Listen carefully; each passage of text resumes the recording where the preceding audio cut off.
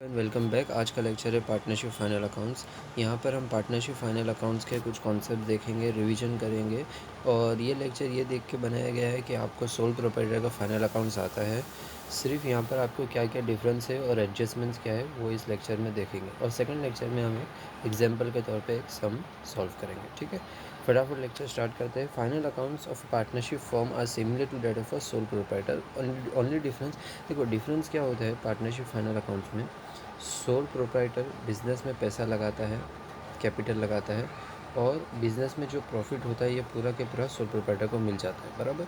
Partnership में क्या difference होता है? पार्टनरशिप में देखो, पार्टनरशिप में पार्टनर 1, पार्टनर 2, पार्टनर 3, 3 पार्टनर मिलके क्या करते हैं? बिज़नेस स्टार्ट करते हैं। 3 पार्टनर कैपिटल लगाते हैं। अब कैपिटल से जो प्रॉफिट हुआ ये एक को मिलेगा नहीं, इसको आपको क्या करना पड़ेगा? 3 जन में बांटना पड़ेगा।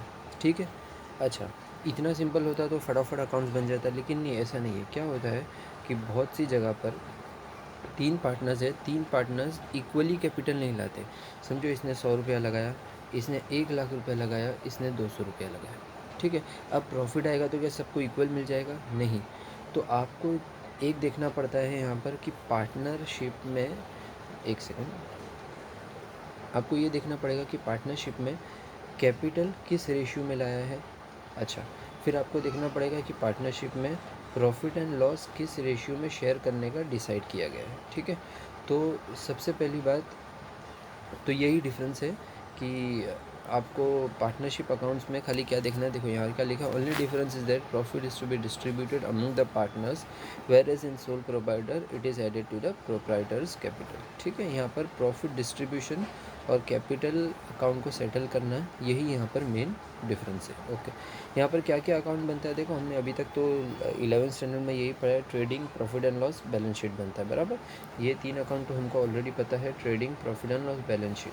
अभी यहाँ पर ये मैन्युफैक्चरिंग अकाउंट है, ये नया अकाउंट नहीं है। मैन्युफैक्चरिंग अकाउंट उस फॉर्म्स के लिए बनता है जो मैन्युफैक्चर करते हैं। देखो ट्रेडिंग और मैन्युफैक्चरिंग में डिफरेंस है। समझो एक पेन है, मेरी कंपनी पेन को बनाती है, यानी पूरा मैन्युफैक्चर करती है, रॉ मटेरियल ख़रीद के पेन बनाती है, तो हमारे लिए मैन्युफैक्चरिंग अकाउंट बनेगा। एक कंपनी ऐसी है जो सिर्फ ट्रेड कर रही है पेन में, यानी पेन को फिनिश प्रोडक्ट को ख़रीदती है और फिनिश प्रोडक्ट को सेल करती है, वो ट्रेडिंग करती है, तो वो ट्रेडिंग अकाउंट बनेगी। और जो मैन्युफैक्चर करते हैं वो मैन्युफैक्चर बनाएंगे।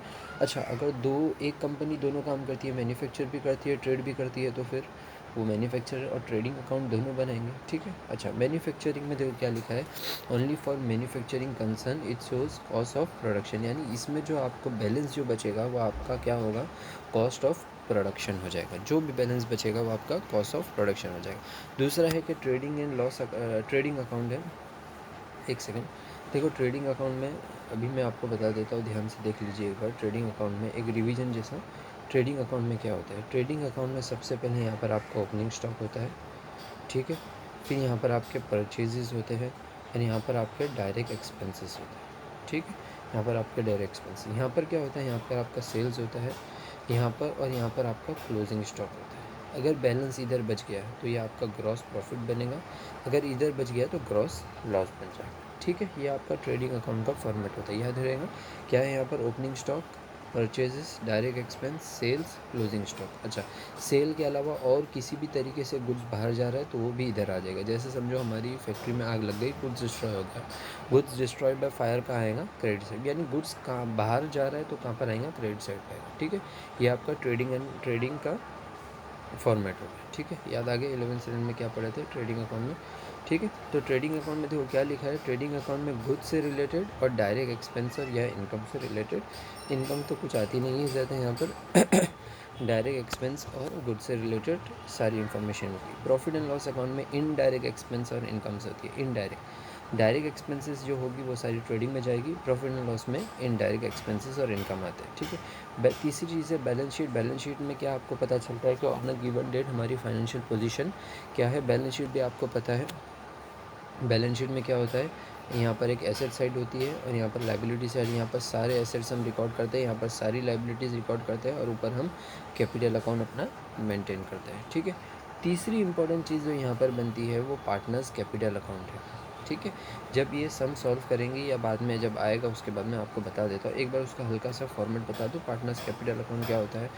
पार्टनर्स कैपिटल अकाउंट, देखो पार्टनर्स कैपिटल अकाउंट जो होते हैं, पार्टनर्स कैपिटल, दो तरीके के कैपिटल अकाउंट बनाए जाते हैं, करंट अकाउंट और एक फ़िक्स कैपिटल अकाउंट। ठीक है।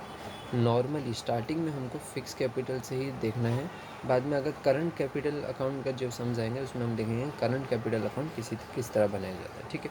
अच्छा, अभी पार्टनर्स कैपिटल अकाउंट क्या है मैं आपको बताता हूँ कि देखो ये पार्टनर्स कैपिटल अकाउंट है हमारा। सपोज़ ये पार्टनर्स कैपिटल अकाउंट है। देखो जब बिज़नेस में पार्टनर्स ने पैसा लगाया है, ठीक है, तो हम एंट्रीज़ क्या पास करते थे? जनरल एंट्री क्या है? कैश या bank account debit to partners capital account. ठीक है। यहाँ पर क्या होगा? पार्टनर्स कैपिटल ऐसा रहेगा, यहाँ पर समझो दो पार्टनर्स हैं, ए और बी। ठीक है। ए और बी। क्या हमने एंट्री करे थे जब कैश इंट्रोड्यूस किया था? कैश या bank account debit to mister, समझो मिस्टर ए ने 5000 रुपीज़ बिजनेस में इंट्रोड्यूस किया, तो क्या है? Bank account debit to mister A. तो मिस्टर ए के अकाउंट में यहाँ पर आ जाएगा टू कैश या बैंक 5000। ठीक है। मिस्टर बी ने 10,000 लगाया तो 10,000 आ जाएगा, यानी कैपिटल इंट्रोड्यूस हमारा यहाँ पर आ रहा है। ठीक है। अच्छा, दूसरी बात समझो, इसने कुछ बिज़नेस से विड्रॉ कर लिया, बिज़नेस से विड्रॉ कर लिया, mister A withdrew rupees 4,000 from the business, तो इसको क्या एंट्री आएगी? Mister A account debit to cash and bank, तो यहाँ पर आ जाएगा टू कैश और बैंक मिस्टर ए 4,000। ठीक है। यानी कैपिटल जो भी डेबिट करना है, जो पैसा आ रहा है बिज़नेस में वो यहाँ पर होएगा, और जो बिज़नेस से पैसा जा रहा है वो यहाँ पर जाएगा। फिर आगे आपको और फिर जो भी बचेगा वो पार्टनर्स का कैपिटल बैलेंस बच जाएगा। अच्छा, अब आगे एक दो एडजस्टमेंट और है, जो interest on partners, interest on capital और इंटरेस्ट ऑन ड्राइंग से रिलेटेड है, वो आगे मैं आपको दिखाता हूँ। तो ये आपका समरी था कि आप trading, profit and loss, P&L और बैलेंस शीट और पार्टनर्स कैपिटल कैसे बनाते हैं। अब बहुत सारे एडजस्टमेंट है, बहुत सारे एडजस्टमेंट्स देखना है। इसमें बहुत से एडजस्टमेंट ऐसे हैं जो आपने 11th स्टैंडर्ड में देख चुके हैं, सिर्फ मैं गो थ्रू कराऊँगा यहाँ पर फटाफट से। सबसे पहले क्लोजिंग स्टॉक आपको पता है, उसके दो जगह आता है क्लोजिंग स्टॉक। एक तो अभी बताया ट्रेडिंग अकाउंट के लास्ट में आता है, ट्रेडिंग अकाउंट के क्रेडिट साइड पे लास्ट में आता है। ठीक है। दूसरा साइड ये स्टॉक है, तो स्टॉक हमारा एसेट है, या बैलेंस शीट के एसेट साइड पे जाएगा। याद आ गया? क्लोजिंग एक बार वापस से मैं आपको दिखा देता हूँ इधर।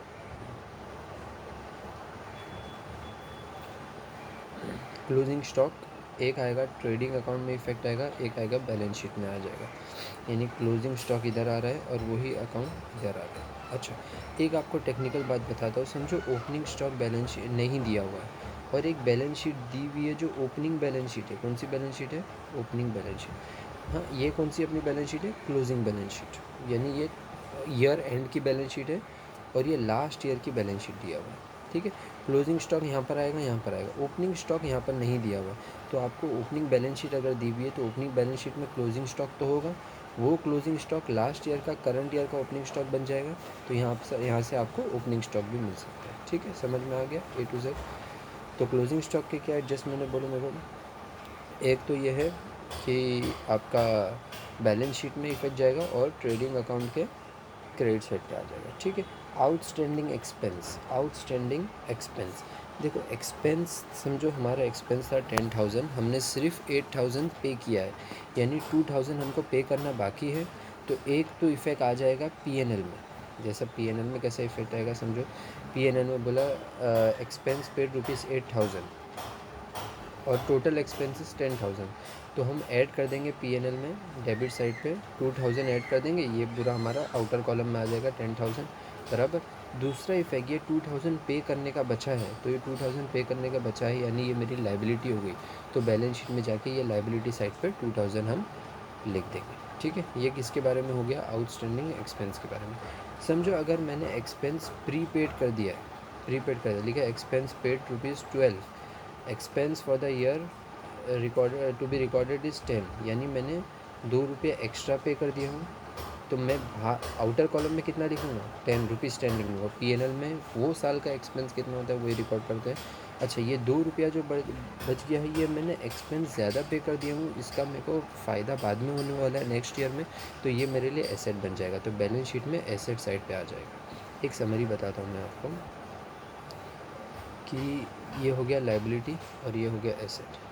Prepaid outstanding expense, outstanding expense आप लाइबिलिटी में रिकॉर्ड कर देंगे और प्रीपेड एक्सपेंस आप एसेट साइड पर रिकॉर्ड कर देंगे। इसी तरह अगर आउटस्टैंडिंग इनकम रही आपकी तो वो एसेट साइड में आ जाएगा। आउटस्टैंडिंग इनकम यानी समझो मुझे मिलना था 1 लाख रुपया, मुझे मिला है अभी तक सिर्फ 80,000, 2,000 मिलने का बाकी है, करंट ईयर का मिलने का बाकी है, वो मेरे लिए क्या हो गया, एसेट बन गया।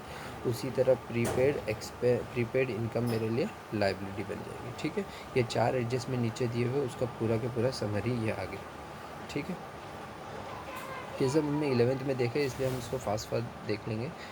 फिर आता है आपका बैड डेट्स। ठीक है, बैड डेट्स में क्या है, बैड डेट्स एक तो आप एक बैड डेट्स हमारे लॉस है। लॉस कहाँ पर रिकॉर्ड होता है, प्रॉफिट एंड लॉस में जाके डेबिट साइड पर रिकॉर्ड हो जाता है। दूसरा हमारा सन्ड्री डेटर्स है। समझो एक डेटर्स है हमारे पास, एक डेटर्स है, उससे मैंने उसके अकाउंट में दिख रहा है मुझे 1 लाख रुपया मिला। अब हो गया बैड डेट्स, क्या 2,000 रुपया वो नहीं दे सकता है, 2,000 रुपया वो नहीं दे सकता है, तो अब डेटर्स कितना हो जाएगा मेरा, 98,000 का हो जाएगा।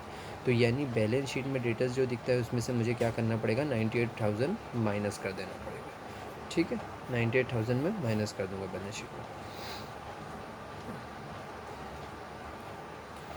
इसके बाद रिजर्व फॉर डाउटफुल डेट्स और आरडीडी, ओल्ड आरडीडी, ये सारे कॉन्सेप्ट में जो सम कराने वाला हूँ उसमें पूरा A to Z कवर करना है। उसके फॉर्मूला दिखाने वाला हूँ, पहला कौन सा आरडीडी आपको ऐड करना है, बैड डेट्स कौन सा ऐड करना है, फिर ओल्ड आरडीडी एकदम सबसे एंड में ऐड करना है, वो सारा वो सम में मैं कवर कर देता हूँ। ठीक है, डेप्रिसिएशन का देख लो, तो डेप्रिसिएशन एक एक्सपेंस है, प्रॉफिट एंड लॉस के हम डेबिट साइड पर रिकॉर्ड कर देंगे और पर्टिकुलर एसेट में से उसको डिडक्ट कर देंगे। समझो एक मशीनरी हमारी 10,000 की है, उस पर डेप्रिसिएशन करंट ईयर 2,000 हो गया है, तो हम उसमें से डिडक्ट कर देंगे। ठीक है, तीसरी चीज़ है interest on capital. Interest on capital के, अच्छा हाँ, इंटरेस्ट ऑन कैपिटल आपको दिखाना है।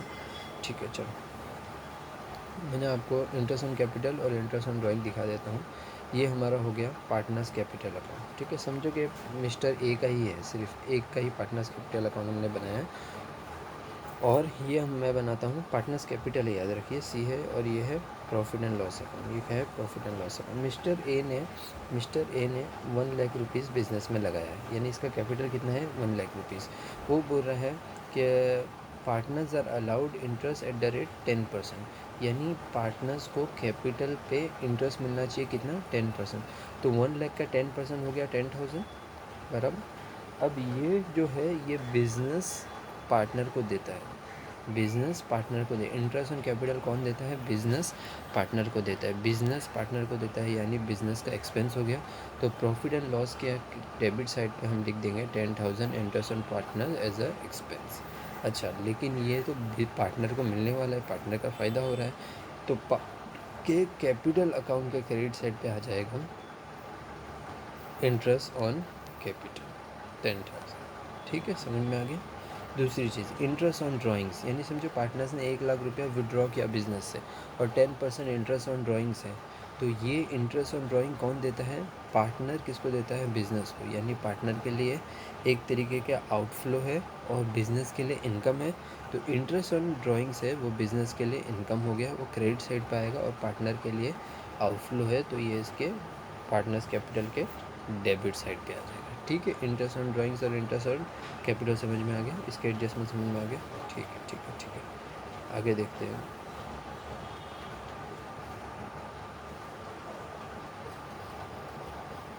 ठीक है, दूसरा है goods withdrawn bye partners for personal use. ये एक तरीके की ड्राइंग है, जो इफ़ेक्ट हम ड्राइंग के लिए मानते हैं, जो ड्राइंग के लिए जो ड्राइंग का इफेक्ट्स देते हैं वो सारे एक्सपेंसेस को देंगे। अनरिकॉर्डेड परचेज और अनरिकॉर्डेड सेल्स। ठीक है, इसका भी देख लेते हैं एक बार, अनरिकॉर्डेड सेल और अनरिकॉर्डेड परचेज। समझो हमने परचेज़ को अनरिकॉर्ड किया है, ये हमारा क्या है, ट्रेडिंग अकाउंट। ठीक है, ट्रेडिंग अकाउंट। अच्छा, हमने क्या किया, purchase unrecorded worth ₹10,000। Total purchase हमारा 1 लाख रुपया है, हमने अनरिकॉर्ड किया, यानी रिकॉर्ड करना भूल गए, तो 1 लाख में 10,000 ऐड कर देंगे, टोटल परचेज़ होएगा 1.1 लाख। ठीक है, 1,10,000 हो जाएगा। ये एक इफ़ेक्ट समझ में आ गया। अच्छा, एक बात याद रखना कि जो भी एडजस्टमेंट दिए रहेंगे उसके 2 इफ़ेक्ट रहेंगे ही रहेंगे, एक इफ़ेक्ट नहीं हो सकता है। एडजस्टमेंट के कितने इफेक्ट होंगे, 2 इफेक्ट। तो अनरिकॉर्डेड परचेज़ का एक इफेक्ट आ गया इधर। दूसरा इफेक्ट देखो, क्रेडिटर्स है, क्रेडिटर्स देखो परचेज़ की एक एंट्री बोलो ना मेरे को, एक परचेज़ की एंट्री बोलो। परचेज़ करते तो हम क्या रिकॉर्ड करते हैं? परचेज़ करते तो हम क्या रिकॉर्ड करते हैं? Purchase account debit, purchase account debit to creditors account, ठीक है। तो मैंने ये एंट्री रिकॉर्ड करना भूल गया, अनरिकॉर्डेड परचेज़ का मतलब यही है। तो जाके परचेज़ में ऐड कर दूंगा, यानी परचेज़ ट्रेडिंग अकाउंट में जाके ऐड कर दूंगा। क्रेडिटर्स में भी ऐड करना पड़ेगा ना, बराबर। तो क्रेडिटर्स में भी समझो उसका 1 लाख दिख रहा है, तो वहाँ पर भी जाके मैं 10,000 ऐड कर दूंगा। यानी दो इफेक्ट हैं, क्या आएंगे? एक परचेज़ में ऐड कर दूंगा और एक क्रेडिटर्स में ऐड कर दूंगा। उसी तरह अगर आ गया कि सेल्स अनरिकॉर्डेड, सेल्स रिकॉर्ड नहीं है, तो हम जाके सेल्स में भी ऐड कर देंगे और डेटाज में भी ऐड कर देंगे। ठीक है, समझ में आ गया?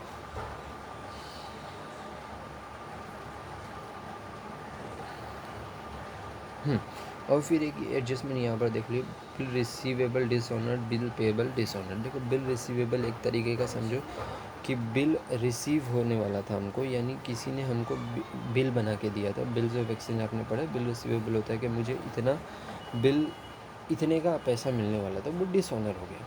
तो हम क्या कर देंगे, सबसे पहले जाकर डेटर्स में से क्या कर देंगे, डेटर्स में से उतने अमाउंट को क्या कर देंगे, बढ़ा देंगे, और दूसरा बिल रिसीवेबल में से उतने अमाउंट को डिडक्ट कर देंगे, डेटर्स में ऐड कर देंगे और बिल रिसीवेबल में से लेस कर देंगे। इसी तरह बिल पेएबल डिसऑनर हो गया, तो बिल्स पेएबल में से उतना अमाउंट लेस कर देंगे और क्रेडिटर्स में जाके उतना अमाउंट ऐड कर देंगे। ठीक है, समझ में आ गया? डिफर्ड एक्सपेंस एक तरीके का प्रीपेड एक्सपेंस है, जो एडजस्टमेंट उधर आता है वही एडजस्टमेंट इधर आता है। अच्छा, ये वाला एडजस्टमेंट आपको बताते हैं। नीचे कौन सा दिया, commission paid to partners as a percent of gross profit. ठीक है, वो पार्टनर्स का जो हम पार्टनरशिप, जब पार्टनर्स का कैपिटल देखेंगे तब देख लेंगे। ये एक देख लेते हैं एडजस्टमेंट, एक लास्ट एडजस्टमेंट देख लेते हैं।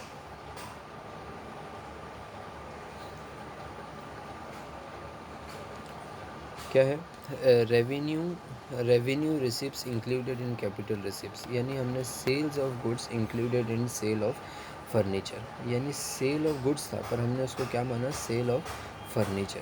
देखो सेल ऑफ फर्नीचर माना हमने उसको, तो हमने क्या कर दिया, एसेट साइड पे जाके उसको ऐड कर, sale of goods included in sale of furniture, हमने एसेट साइड पे क्या कर दिया था, बैलेंस फर्नीचर में ऐड कर दिया था। ठीक है,